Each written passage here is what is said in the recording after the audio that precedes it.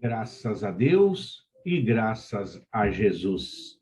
Olá, você está no canal Servir e Amar Estudos Espíritas. O Evangelho de Jesus numa interpretação espírita. O Evangelho e os ensinamentos de Jesus no nosso dia a dia. Canal Servir e Amar Estudos Espíritas. Aqui você encontrará palestras confortadoras e consoladoras. Você encontrará aulas sobre diversos temas da doutrina espírita. Ajude-nos a divulgar a doutrina espírita. Ajude-nos a divulgar o Evangelho de Jesus. E estaremos juntos trabalhando por um mundo melhor. Inscreva-se em nosso canal. Acione o sininho e você será sempre avisado quando houver um novo vídeo. E para o nosso bate-papo de hoje, vamos fazer a prece de abertura, o Pai Nosso, de José Silvério Horta, ditado a Francisco Cândido Xavier. Pai nosso que estais nos céus, na luz dos sóis infinitos, Pai de todos os aflitos neste mundo de escarcéus. Santificado, Senhor, seja o teu nome sublime, que em todo o universo exprime ternura, concórdia e amor. Venha ao nosso coração o teu reino de bondade, de paz e de claridade na estrada da redenção. Cumpra-se o teu mandamento, que não vacila nem erra, nos céus como em toda a terra, de luta e de sofrimento. Evita-nos todo o mal, dá-nos o pão no caminho, feito de luz no carinho do pão espiritual. Perdoa-nos, Senhor, os débitos tenebrosos, de passados escabrosos, de iniquidade e de dor. Auxilia-nos também, nos sentimentos cristãos, a amar os nossos irmãos que vivem distantes do bem. Com a proteção de Jesus, livra nossa alma do erro, neste mundo de desterro, distante da tua luz. Que a nossa ideal igreja seja o altar da caridade, onde se faça a vontade do teu amor, que assim seja. Graças a Deus e graças a Jesus. Nós estamos vendo e estudando o livro Palavras de Vida Eterna, ditado por Emmanuel a Chico Xavier. E hoje nós vamos ver a lição de número 16, na senda do Cristo. Amai os vossos inimigos e orai pelos que vos perseguem. Isso está em Mateus, capítulo 5, versículo 44. Então, Mateus está reproduzindo uma recomendação de Jesus. Amai os vossos inimigos e orai pelos que vos perseguem. Discorre Emmanuel. O caminho de Jesus é de vitória da luz sobre as trevas e, por isso mesmo, repleto de obstáculos a vencer.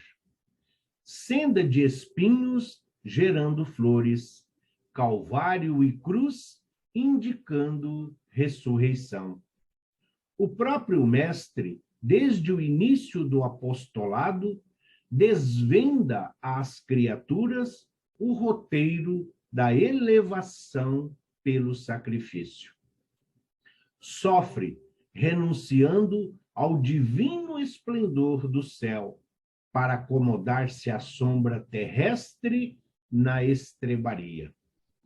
Experimenta a incompreensão de sua época.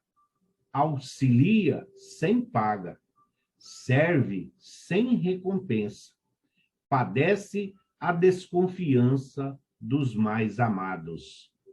Depois de oferecer sublime espetáculo da abnegação e grandeza, é içado ao madeiro por malfeitor comum.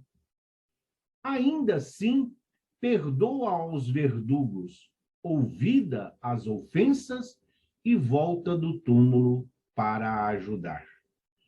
Todos os seus companheiros de ministérios, restaurados na confiança, testemunharam a boa nova, atravessando dificuldade e luta, martírio e flagelação. Inúteis desse modo, nos círculos de nossa fé, os petitórios de protecionismo e vantagens inferiores. Ressurgindo no Espiritismo, o Evangelho faz-nos sentir que tornamos à carne para regenerar e reaprender. Com o corpo físico, retomamos nossos débitos, nossas deficiências, nossas fraquezas e nossas aversões. E não superaremos os entraves da própria libertação providenciando ajuste inadequado com os nossos desejos inconsequentes. Acusar, reclamar, queixar-se não são verbos conjugáveis no campo de nossos princípios. Disse-nos o Senhor: amai os vossos inimigos e orai pelos que vos perseguem. Isso não quer dizer que devamos ajoelhar-se em pranto de penitência aos pés de nossos adversários, mas sim que nos compete viver de tal modo que eles se sintam auxiliados por nossa atitude e por nosso exemplo, renovando-se para o bem, de vez que enquanto houver crime e sofrimento, ignorância e miséria no mundo, não podemos encontrar sobre a terra a luz do reino dos céus. A recomendação de Jesus não poderia ser mais oportuna. Todos nós, à medida em que vamos tomando conhecimento dos ensinamentos de Jesus e procurando colocá-los em prática, nós vamos nos abrigando sob o Evangelho de Jesus. Num primeiro momento, pode até parecer absurdo amar aos nossos inimigos, mas é o próprio Cristo que nos ensina. Que mérito nós vamos ter se amarmos apenas aos nossos familiares, aos nossos amigos, àqueles que nos prestam favor, àqueles que nos ajudam na nossa caminhada? É preciso olhar como um todo, é preciso compreender qual é o nosso papel no mundo e o que o Cristo espera de cada um de nós. Jesus, a manifestação divina do amor, quando esteve aqui entre nós, ele também não foi compreendido. Porém, ele não se preocupou com a opinião alheia. Jesus não estava preocupado com a reputação.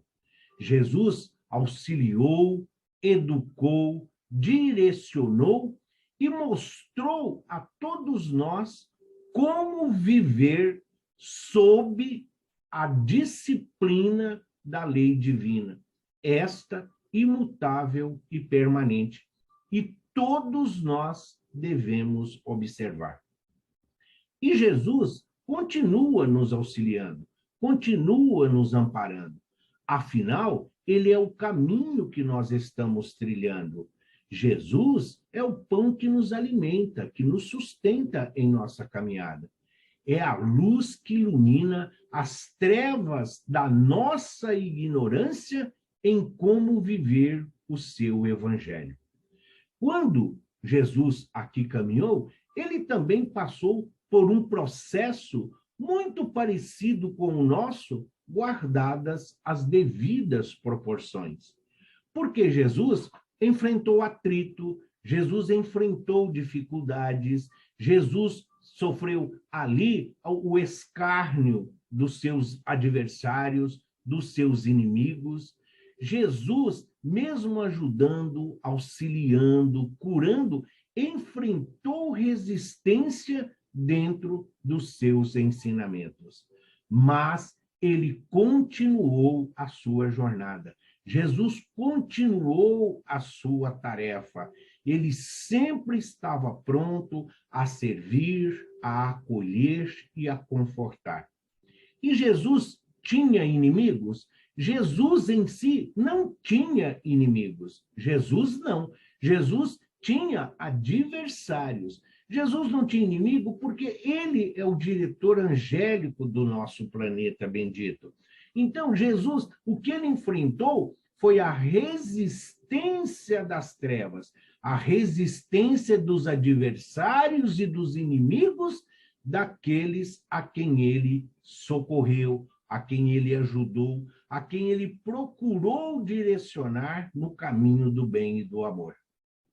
Por quê? Porque existem muitas criaturas que se acomodam dentro desta situação. A humanidade hoje padece de boa vontade, padece de esforço. Hoje, grande maioria da humanidade se apoiou na ciência e na tecnologia e não quer mais esforçar-se. Pensam que o trabalho, pensam que simplesmente você levantar, acordar, despertar todos os dias na busca da conquista do pão com o suor do seu próprio rosto, que isso é um verdadeiro sacrifício. Então, as pessoas querem comodidade, as pessoas querem conforto, sem o mínimo esforço, sem nenhum sacrifício.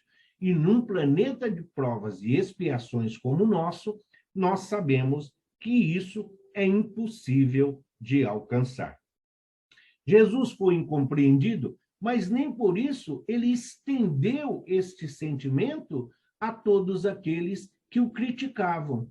Sim, quando Jesus orientava aquela criatura que estava necessitada, que estava aflito, Jesus mostrava educadamente onde ele estava errando, qual era o equívoco, qual era o engano em que ele estava.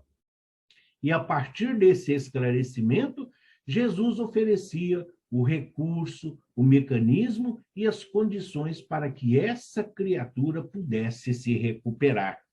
Foi assim com João Batista, que duvidou quando, enviando os seus seguidores, ele dizia: vai lá para ver se é realmente o Messias, se é realmente o Salvador. Vai até lá e veja se tudo isso que estão falando é verdade, que está acontecendo.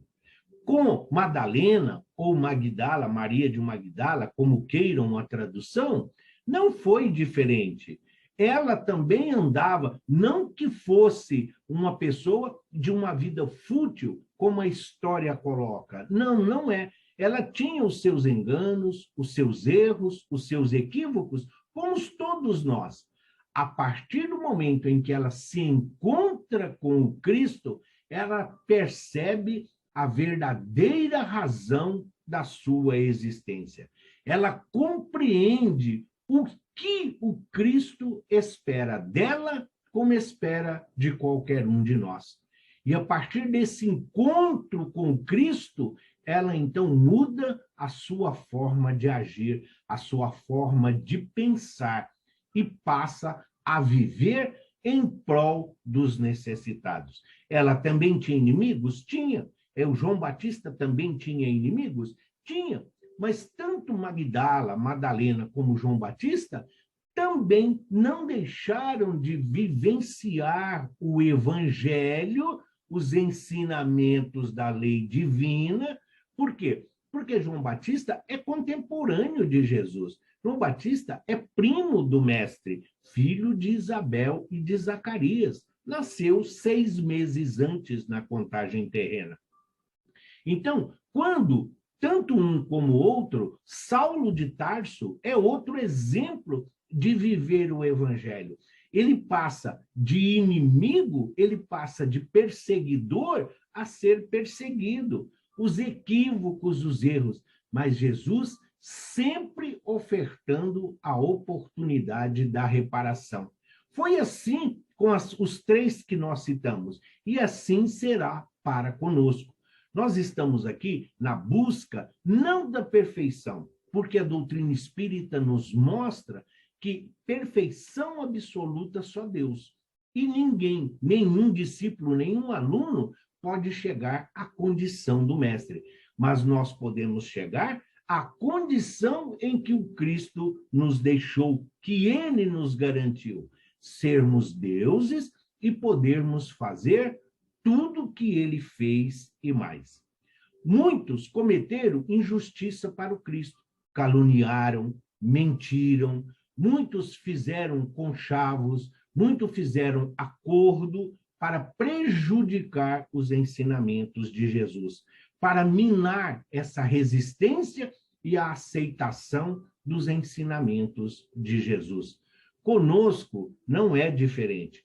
Nós somos seres imperfeitos, nós não somos maus, somos imperfeitos. Estamos na busca do aprendizado, buscando informações para que nós possamos, a cada dia, sermos criaturas melhores, vivermos em paz e estender essa harmonia e esse equilíbrio a todos os nossos irmãos de caminhada. E entre os nossos irmãos de caminhada estão exatamente os nossos desafetos, nossos adversários e os nossos inimigos.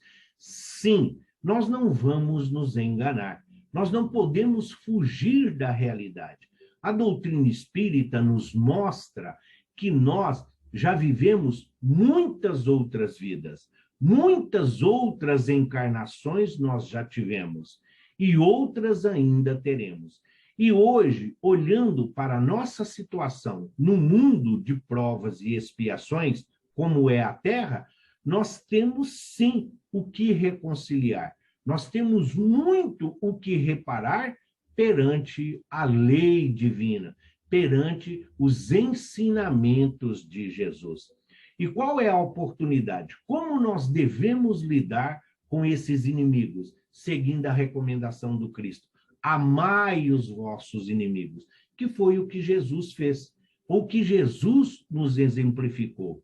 Nós vamos nos reconciliar com os nossos adversários através do amor. Nós devemos conversar com eles mentalmente, ao deitar, todos os dias, quando o corpo físico for repousar, todos os dias, quando nós, naquele momento de descanso do corpo, porque o espírito não precisa de descanso, mas é nesses momentos de reflexão, de meditação, que nós devemos nos lembrar dos nossos adversários e dos nossos desafetos, e rogar a eles que nos perdoe. Nós não tínhamos o conhecimento que temos hoje, nós não tínhamos as informações que nós temos hoje. Então, esses equívocos, esses enganos, as lágrimas que os fizemos derramar, todo o sofrimento que nós causamos foi fruto da nossa ignorância, da nossa cupidez, da nossa intolerância. Pedimos para que eles sejam pacientes para conosco, mas que nos oferte a oportunidade de demonstrar o quanto nós mudamos, o quanto nós já estamos transformados, que hoje somos novos seres. Somos o mesmo espírito, porém com mais conhecimento, com mais conteúdo, e hoje nós temos condições de reparar essas faltas e esses erros. Nós não mais os consideramos nossos inimigos, nossos adversários, mas irmãos de caminhada, que assim como nós, precisa de ajuda, de orientação, de esclarecimento e de amor. Nós podemos sim, através do amor, nós podemos sim, através da piedade, nos colocarmos no lugar destes irmãos de caminhada e compreender todos esses sentimentos que eles têm para conosco. Foi isso que Jesus nos ensinou. É isso que Jesus solicita de cada um de nós, que através do amor, que através da caridade, que através da paciência, mas principalmente do entendimento dos seus ensinamentos, que nós possamos nos reconciliar. Que esses adversários, esses desafetos, esses inimigos, possam juntar-se a nós nesta jornada, nesta caminhada, para que o planeta que caminha em direção ao mundo de regeneração possa continuar a nos abrigar, possa continuar a nos ofertar a oportunidade bendita da vida.